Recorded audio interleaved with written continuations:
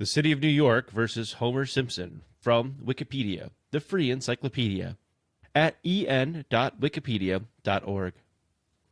The City of New York versus Homer Simpson is the first episode of the ninth season of the American animated television series The Simpsons.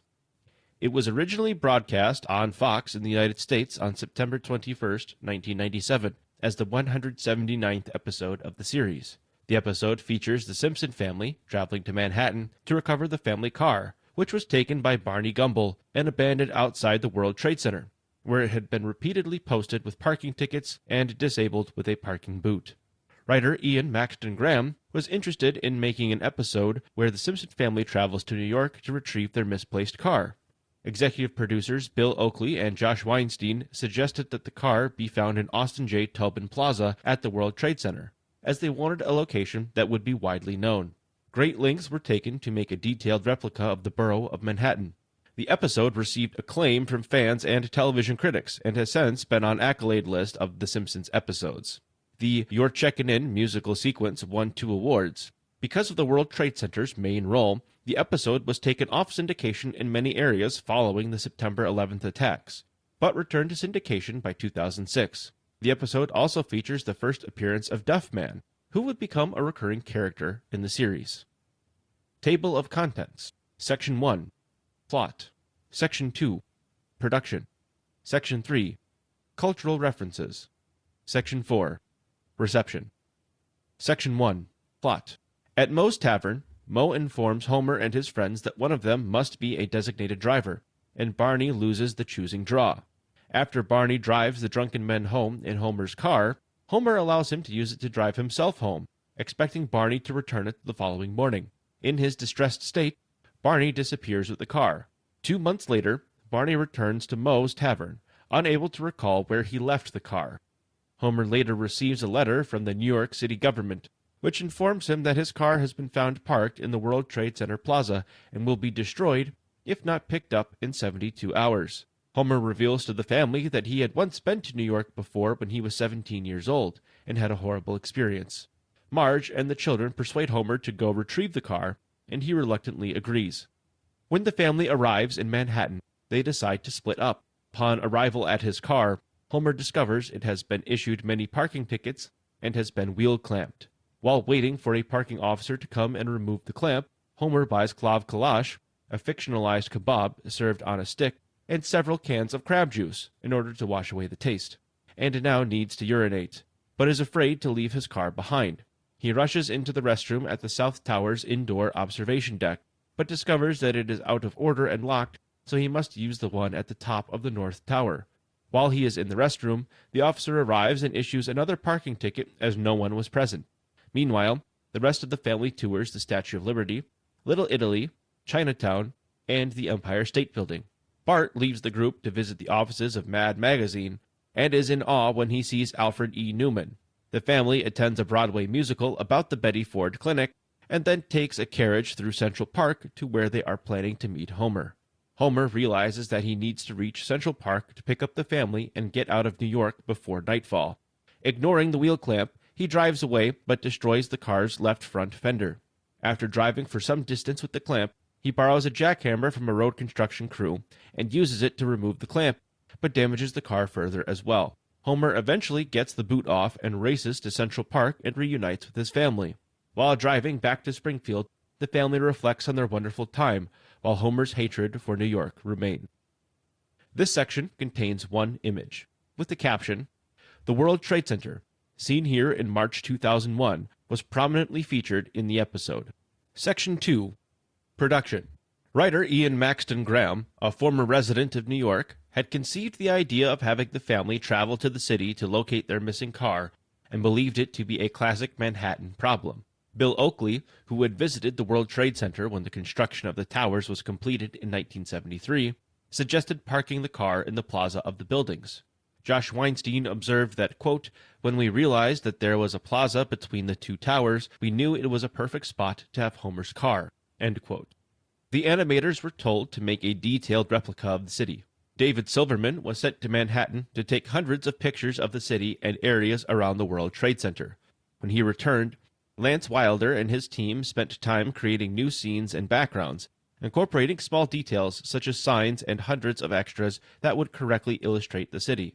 Oakley and Weinstein were pleased with the final results, and both noted that the buildings, streets, and even elevator cabins were detailed closely to their real-life counterparts. In the final scene, as the family is seen driving away from New York on the George Washington Bridge, the credits roll with the camera gradually pulling back from a view of the car to a view of the side, and then on to a panorama view of the city, as if the whole sequence was being shot from a helicopter. To achieve this effect, a computer model of the bridge pulling out was made and then printed out.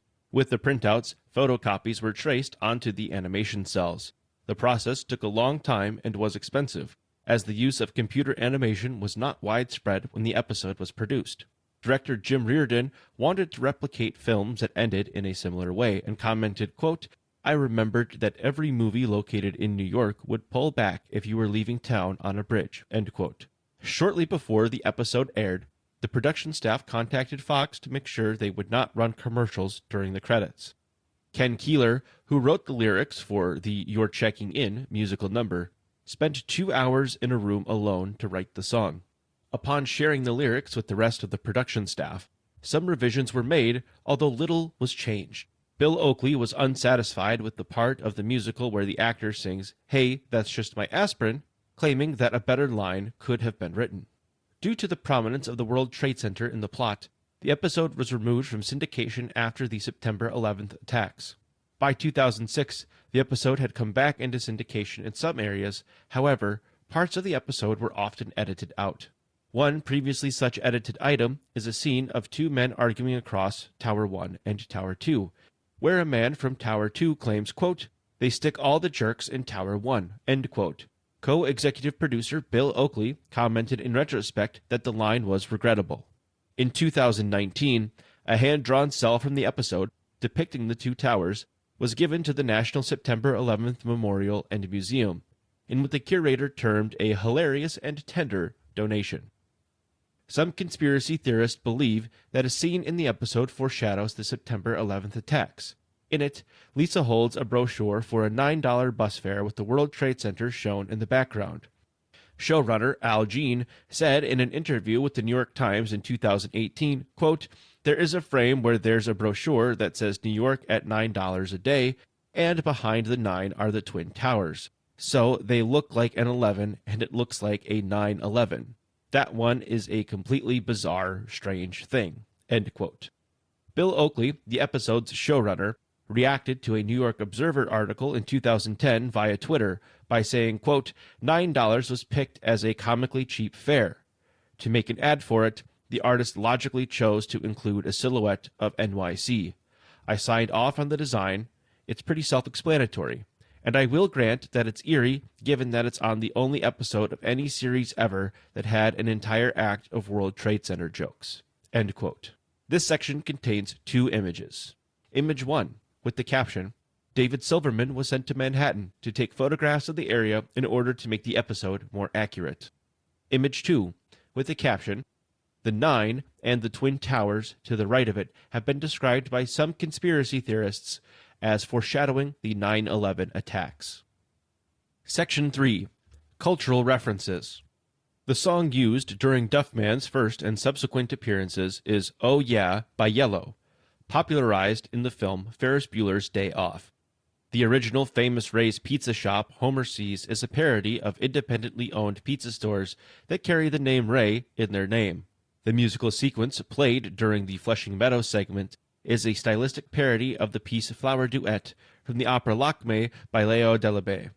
When the traveling bus passes some Hasidic Jews, Bart mistakes them for ZZ Top, and when he visits Mad Magazine's offices, he sees Alfred E. Newman, the Spy vs. Spy characters, and cartoonist Dave Berg.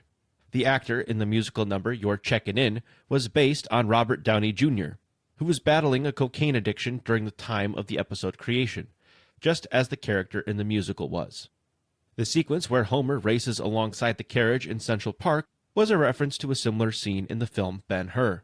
The final scene, when the family is crossing the George Washington Bridge, uses a version of the song, Theme from New York, New York, which continues to play throughout the credits. Several cultural references are made during Homer's flashback to his previous visit to New York City. During the entire flashback, The Entertainer, a piece made famous by the film The Sting, is played. Writer Ian Maxton Graham had brought the piece to the attention of director Jim Reardon and asked him to try to fit the piece into the flashback. Maxton Graham later commented, "It turned out that the music and the visual gags fit each other perfectly." In the beginning of the scene, Homer passes by 3 pornographic film theaters, which are playing The Godfather's Parts 2, Jeremiah's Johnson, and 5 Sleazy Pieces, plays on the names of The Godfather Part 2, Jeremiah Johnson, and 5 Easy Pieces, respectively. A character resembling Woody Allen can be seen during the flashback, pouring trash out of his window onto Homer. When Homer falls into the sewer, he falls down to the underground world of mutants portrayed in the movie Chud.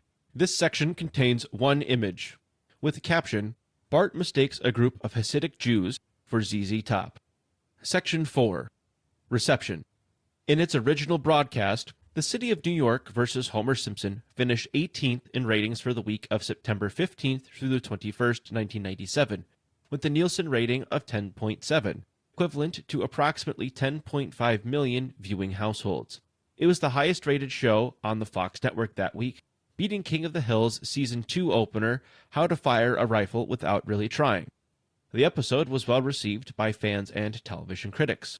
The song, You're Checkin' In, won a 1998 Primetime Emmy Award for Outstanding Individual Achievement in Music and Lyrics, and an Annie Award for Outstanding Music in an Animated Television Production in the same year. In honor of The Simpsons' 300th episode milestone in 2003, Entertainment Weekly ranked the episode at number 13 on the list of their 25 favorite episodes, and Ask Men ranked the episode at number 7 on their top 10.